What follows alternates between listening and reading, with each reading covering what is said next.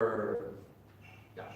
Scrum is a framework for the development of products in the complex environment. Yeah, we're going to use experimental approach to build a product in iteration.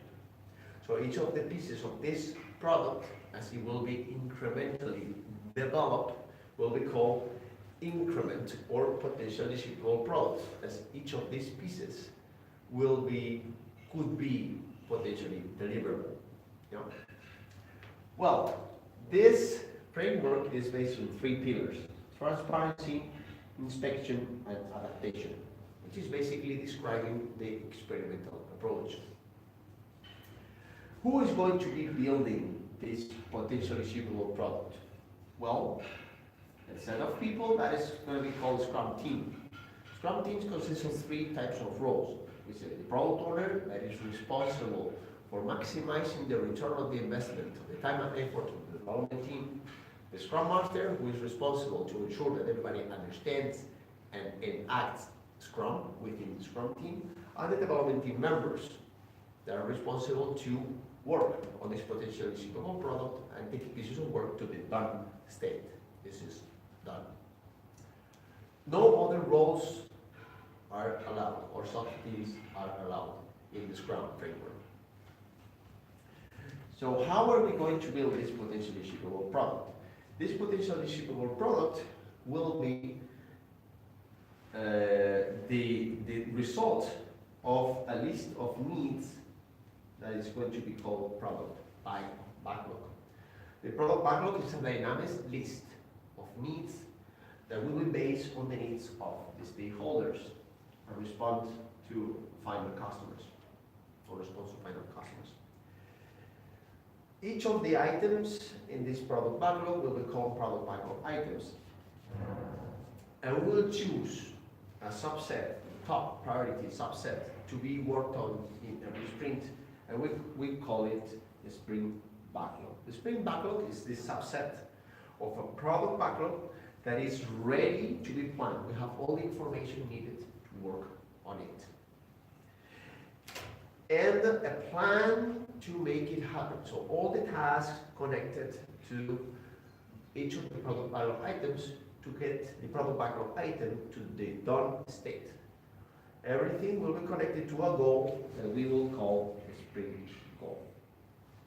So in order to ensure that we all understand what is to be worked on, we have this activity, this event that is called sprint planning that happens at the beginning of the sprint, with the purpose of allocating capacity and ensuring that, yes, we all understand what is to be delivered and what is the sprint goal.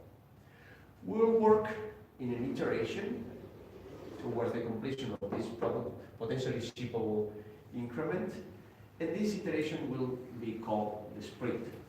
At the end of the sprint, we will ensure that we get the feedback from the stakeholders and we inspect and adapt on what is to be delivered. After that, we also will inspect and adapt to improve on how we deliver. That's why we finish with the sprint review and sprint retrospective. During the sprint, the development team will focus on getting pieces of work done. How? Through three types of activities. First, this is the tricky one, doing some analysis in preparation for the next sprint planning. So that is taking elements for the product backlog into the ready state. This is in the current sprint in preparation for the next sprint. I call it analysis sprint plus one, or we can also call it refinement. We do prepare in this sprint for the next sprint.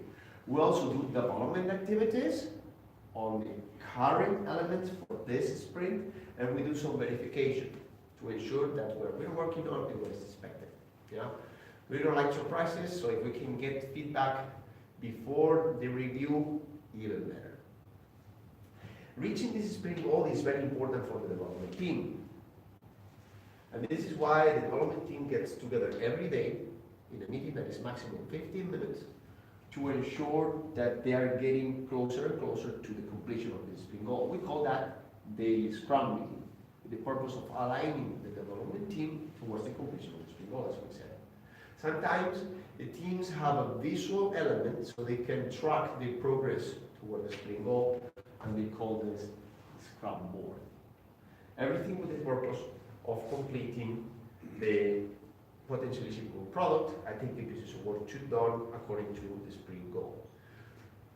The Scrum Master is to ensure that everybody understands and is able to do this. He is not doing the activities for the team, as the team should take responsibility themselves.